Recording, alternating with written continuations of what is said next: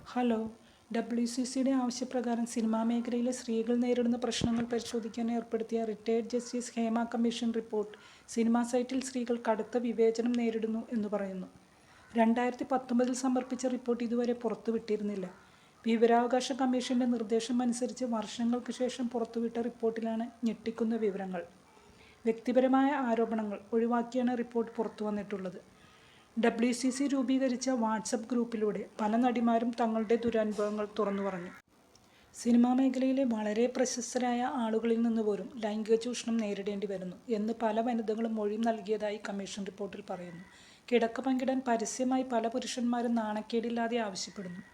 കൂടുതൽ സിനിമകളിൽ അവസരം തരാമെന്ന് പറഞ്ഞും ആദ്യ അവസരത്തിനു വേണ്ടി പോലും അവരെ ചൂഷണം ചെയ്യാൻ നിർബന്ധിക്കുന്നു. പലർക്കും മോശമായ അനുഭവങ്ങൾ നേരിടേണ്ടി വരുന്നു. കരാറിലില്ലാത്ത ശരീര പ്രദർശനവും ലിപ് ലോക്ക് സീനുകളും ചെയ്യേണ്ടി വന്നിട്ടുണ്ടെന്നും വെളിപ്പെടുത്തലുകളുണ്ട്.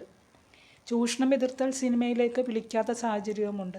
കരാറിൽ പറഞ്ഞ തുക വേതനമായി ലഭിക്കാതെ പറ്റിക്കപ്പെടുകയും ചെയ്യുന്നു. ഇങ്ങനെ ഞെട്ടിക്കുന്ന വിവരങ്ങളാണ് കമ്മീഷൻ റിപ്പോർട്ടിലുള്ളത്. രാത്രി ഒറ്റയ്ക്ക് ഹോട്ടൽ മുറിയിൽ കഴിയാൻ അവർ ഭയപ്പെടുന്നു.